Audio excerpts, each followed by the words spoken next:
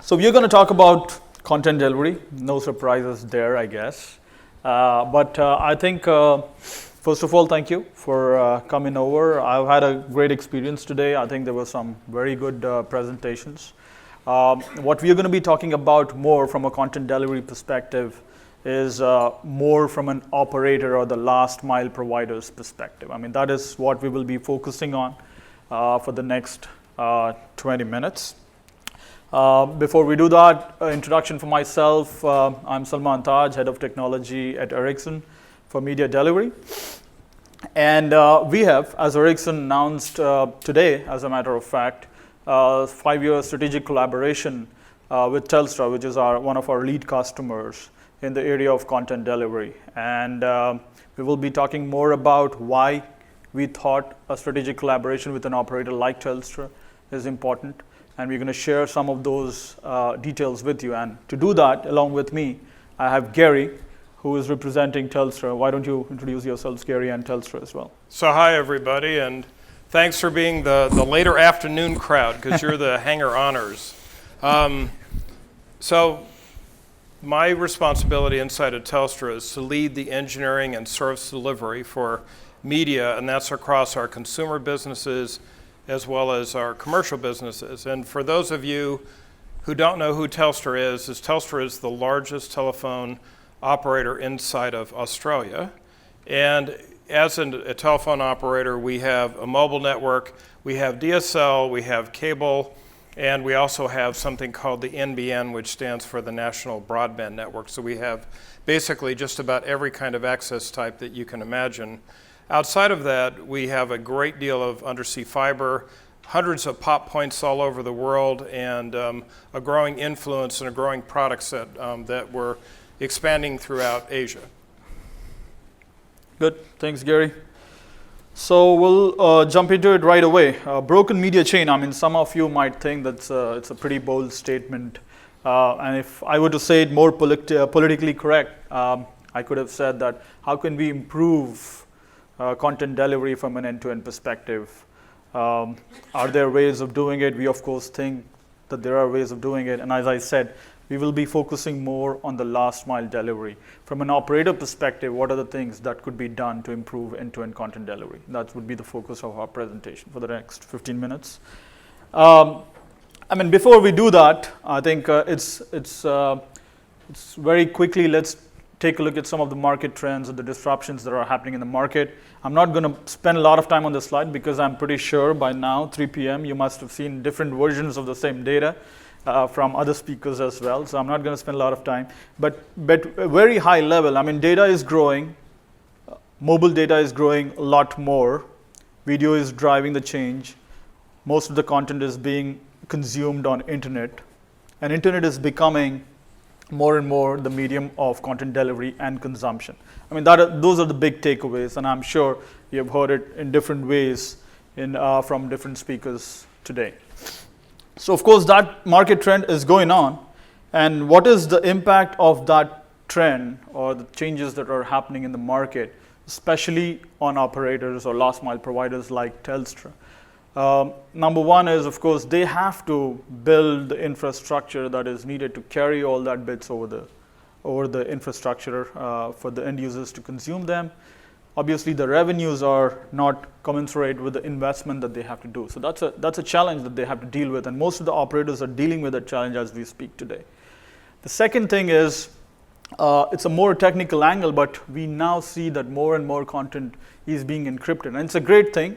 I think as a user, I really appreciate that. I mean, it's more privacy for me, it's more secure. But it does change the way content is being delivered. There are a lot of techniques that were being deployed in the networks across the globe that are no longer applicable because of encryption that is going on. So that's a threat, or that's a challenge that operators have to deal with. But again, it's not all about threats and challenges. I mean, disruptions that are happening also bring or come up with opportunities. Most of the content providers are also looking at how they can get scale of delivery as they are moving from HD content to 4K content. So the content is only going to get richer. Apart from becoming more and more users accessing the content itself is getting richer. So how do you get that scale? I was hearing the guys from Bloomberg talk about device proliferation. That means that you need to have the right content size for the right device. Just-in-time packaging was provided as a solution to do that. But where should that just-in-time packaging happen? At the source or at the edge? And if it happens at the edge, should or could the providers, mobile operators, and operators in general, last mile providers, play a role in there? So we absolutely think there are opportunities wherein the last mile providers could pitch in and provide the right level of value for end-to-end content delivery to be better than what it is today. And that is what we'll be talking about more. So obviously, as I was mentioning, there has been a disruption. It does have an impact on the mobile operators network in terms of what they have to do to adapt to that changes. But at the same time, it brings in opportunities as well. And when we talk about opportunities, what exactly are those opportunities, right? And the one key thing here, what we believe in as Ericsson, and hopefully Gary will talk more about it, is one thing maybe that has not been explored a lot, but we are seeing that it is being talked about now, is about how can we leverage the assets the last mile provider has to make the content delivery better. Better from a quality of experience perspective, better from a cost of delivery perspective, and better from a perspective of adding more values and more features to your content delivery. And I think that's basically what our strategic collaboration is about, in terms of how we can enable the operators to expose that capabilities that are embedded in their network, expose them out to content providers, expose them out to global CDNs, so that they could be leveraged for a much better end-to-end user experience. And so that's what I think, Gary, you will tell us a little bit more about the solution itself. Yeah. So I think the easiest way to describe it is over the last year, we've been on a bit of a journey. And it started out where we said, well, we know that we're going to have to dramatically increase our capacity on our CDN. And so we started looking at the way that we would go about doing that. And of course, you think about, do you buy one? Do you build one? Who do you partner with? And when we started to look at it, and we looked at it from a caching ideal, or from a caching perspective, we came up with one solution. But then what we really started to focus in on was not what does the content environment look like a year ago, or what does it look like today, but what does it look like 2 or 3 years from now, and what are the circumstances that are going to be driving that? And to give you a little bit of a different perspective, Australia is unique from a lot of other countries in the world, is that it's got very high sophistication of device usage, but very low penetration of pay TV. So traditional pay TV is around 30%, and that was before Netflix and some of the over-the-top providers came into the country, and that number is obviously going up as the OTT providers come in and get a strong foothold into the marketplace. But when we started to look at it, one of the things that we recognized was not only do we have a CDN capacity problem, but we really have a network issue that we have to solve at the same time. Because if you look at our mobile network, like many other mobile network operators around the globe, we can't just continually solve our problems by adding more and more capacity. We have to get a lot smarter about what we're going to do and the way that we really drive this capacity. And so we started to come up with this hypothesis, and we started to work with Ericsson on this hypothesis, and it was really what's the next generation of content delivery network look like, and what does it really include? And what we got to was it was not just caching. It was things that we could expose that deal with the network. So what kinds of aspects and capabilities that we have in our network that are unique to a service provider could we expose to content providers or to CDNs on behalf of content providers?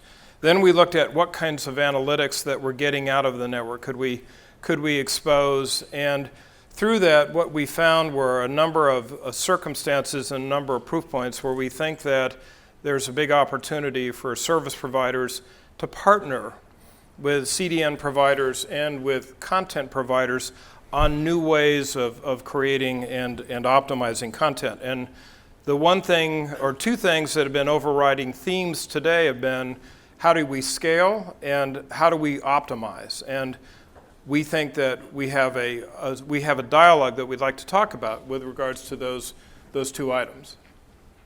So when you look at this diagram, that dark part in the middle is supposed to be blue, but that dark part in the middle is talking about the kinds of things that can be offered to content providers in a way that allows for monetization to occur. And those are not solely the items that we're thinking about. Those are not maybe even some that we'll end up with. But what it's saying is that there's a layer of capabilities that exist within the network that allow for us to offer services and offer services and insights and actions that would not be normally available or would not be as easily obtained if you weren't doing it deep inside of a network and in combination with a service provider like a Telstra or like any of the other service providers that exist around the world. So when you look at the things that are in the monetization area, don't think that that's the sole limitation of them, but what you see is different types of activities that can be done on the video processing side. Obviously, you see how caching can be a part of that, and obviously then you can see how network information becomes a key part. And so once again, when we started looking at this and we tried to solve the problem, what we were trying to look at was, well, do we partner with a global CDN? Do we try to continue to build on the existing CDN that we deployed? And we built a CDN about 4.5 years ago, and we've been operating our own internal CDN since then, and we've grown it from a very small capacity to a relatively large capacity. And when we were looking at the problem this time, we thought we'd take a fresh look at it. And when you look at a global CDN, there's lots of good stuff to be had. You know, you've got a very low upfront cost. You've got global reach when you're selling the service as a part of your enterprise services. You've got really quick time to market. You've got really very flexible way of driving capacity. And then you've got organization that's got a vast amount of expertise. And obviously, if you deploy it yourself, you need to embed that expertise within your organization. But you have control. And the control that you have allows for you to manage and monitor what you do with quality of experience. It allows for you to drive the way that you want to manage your capacity. It allows for you to integrate more deeply into the network and to get a much deeper sense of analytics about what's going on, not just with the way that you're caching and delivering content, but the way that the CDN is behaving relative to the network, which is particularly important when you're looking at a mobile network or when you're looking at DSL. So we have, like I said, we have virtually every type of access network that you can imagine, and the DSL network, which is about half of our broadband customers are on DSL, acts very much like a mobile network, and we have to be as vigilant on how we manage capacity and how we manage traffic on that as we are on the mobile network. So when we looked at it, we said there's obviously benefits to both, and what we've come to work on is that we're better served by trying to leverage the capabilities of building a hybrid. And a hybrid says that there's certain things that we believe are best served from looking at content from the network in and thinking about the network perspective. And then we think there's certain things that are best served by having the content provider in perspective. And there comes a point somewhere in the middle where the two converge, and where they converge, then you create a capability which enables you to manage traffic in a very different and very dynamic manner. So, in looking at it, I think an easy way to describe the diagram is what we call it the media optimized network, or MON. And when you look at a traditional CDN, we have the OTT providers, content providers, global CDN providers that are dropping directly into networks. They're delivering through those networks to end users. And in the MON, what we said is that, first of all, you've got a variety of different network topologies that you want to take a look at, and then by creating these capabilities, and there have been a couple of conversations that have happened earlier today which really illustrate this point, is that when you're talking about doing micro-caching, and if you look at every content provider that wants to build and deploy their own CDN, there'd be no way that we would create these micro-caches that would exist for every content provider that wants to deploy their own CDN, for example, on trains or on buses or on other types of public transportation or in stadiums or in retail outlets or the other places that you might get a great user experience by putting these caches deep. But giving those content providers the opportunity to utilize that capability and get their content very deep where it's relevant and where we know that it's being consumed by customers is something that we look at as being a service that can be offered and that can extend the capabilities and the reach of many content providers today. So the only way that we know that works in the future is that we have to turn over control. And that's a big thing for operators to do, is that what we're saying is that if we're going to offer this capability to content providers, then they need to have the ability of controlling their environment in a way that's meaningful to them.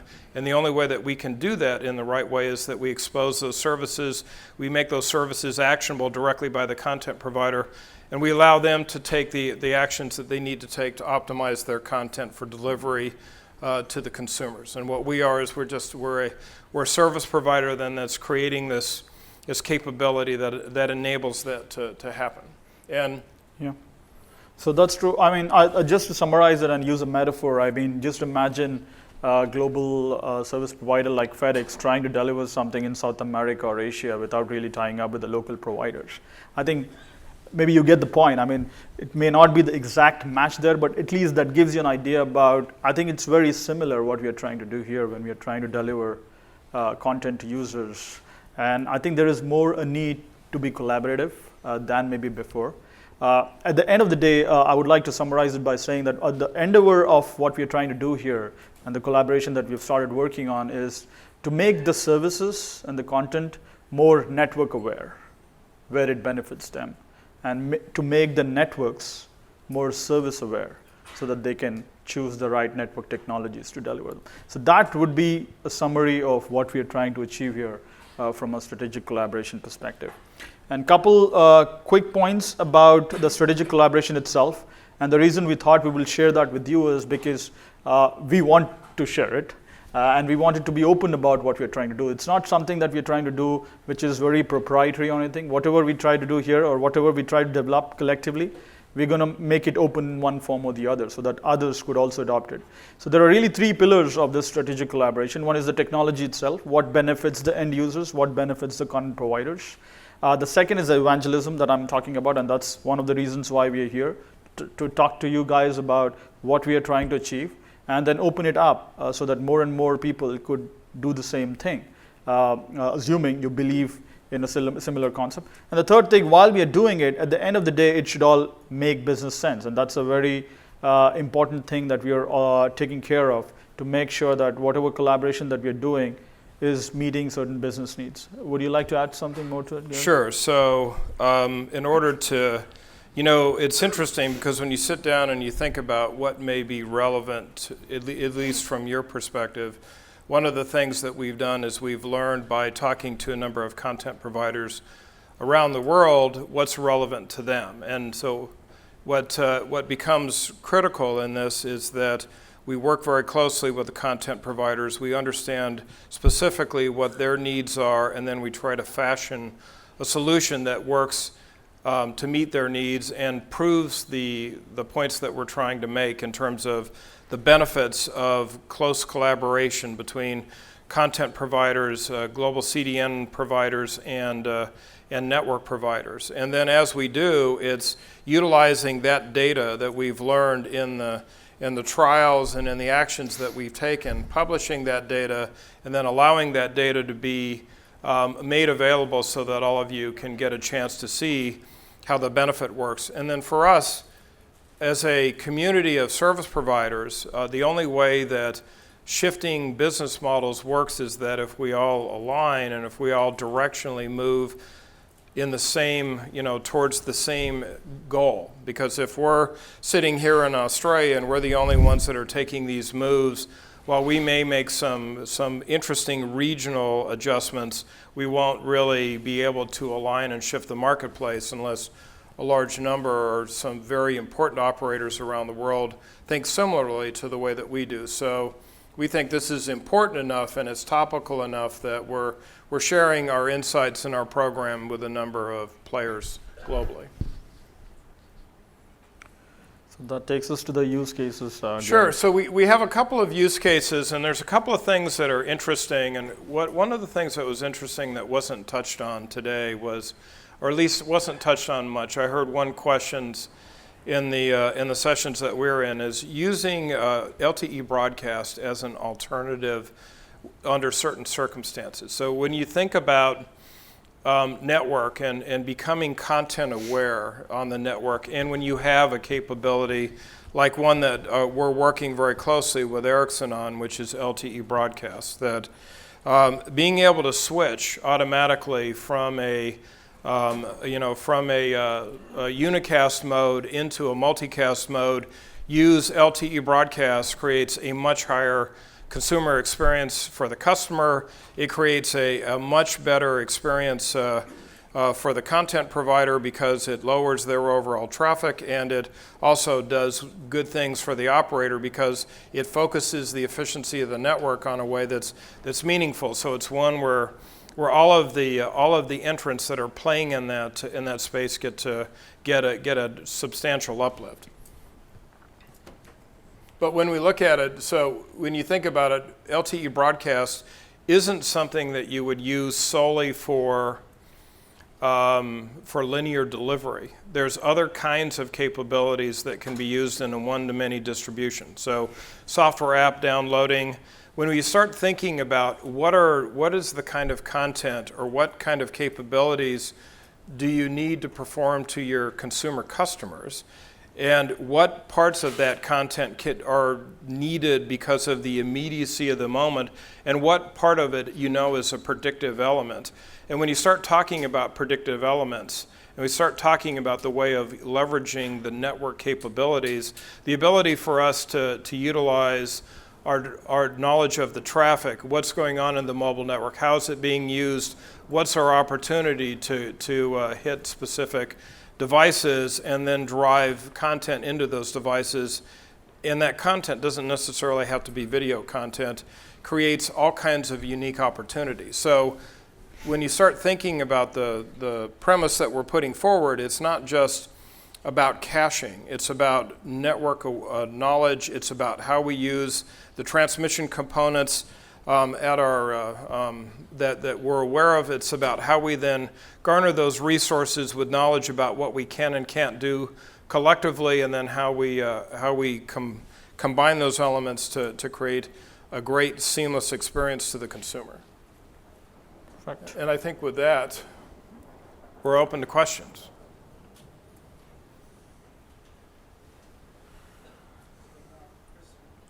Go ahead.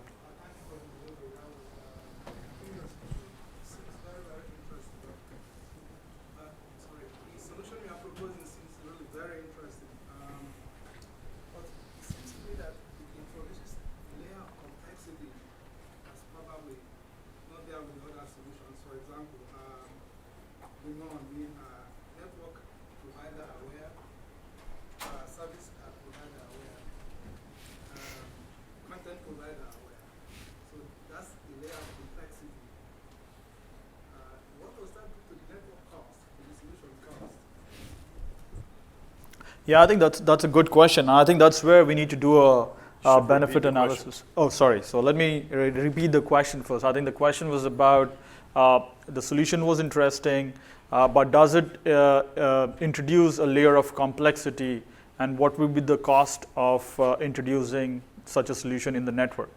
And I think that's a very relevant question. And I think as we go through this journey, I think the cost and benefit analysis has to be done. If we do not do this, what is the cost? I think that's the question that needs to be answered. And then the next part is, if we do this, is it going to be any better? And from a costing perspective, or also from a monetization perspective, we definitely feel that example is optimization. Content providers, global CDN providers invest a lot in optimizing the content that is being delivered. That happens already today. Operators deploy a lot of solutions to optimize the same content from their perspective. It's already happening twice in a content delivery value chain.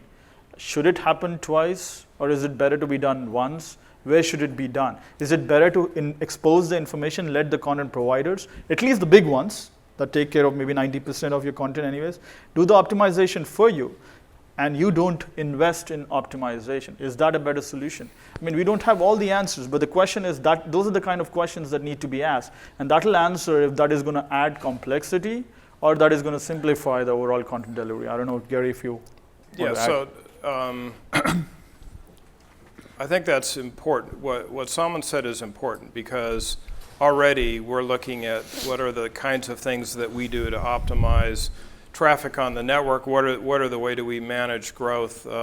What kind of analytics do we provide to look at capacity and dropouts and a number of other things? So it's not a matter of us inventing new kinds of capabilities. It's how we garner those and combine those with capabilities that are already being done on the outside. And then when you look at today, you look at a number of techniques that people are talking about.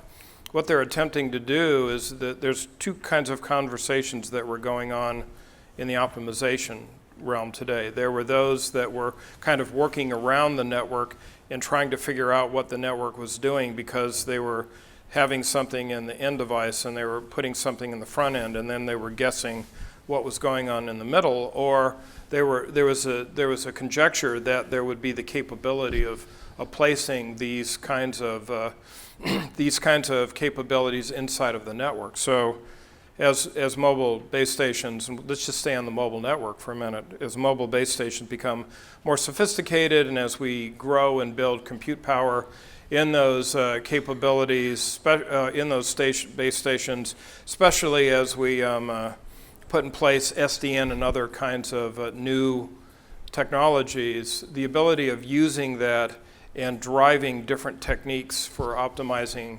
content is something that's eminently capable. Okay, so we don't look at it as being incrementally that much money to implement these capabilities. And if you look at doing them independently, we would think it would be cheaper to do it in a combined way. It's a good question. Thanks, Gary. Looks like we're out of time here, right? Thank you. We are around if you have any more questions.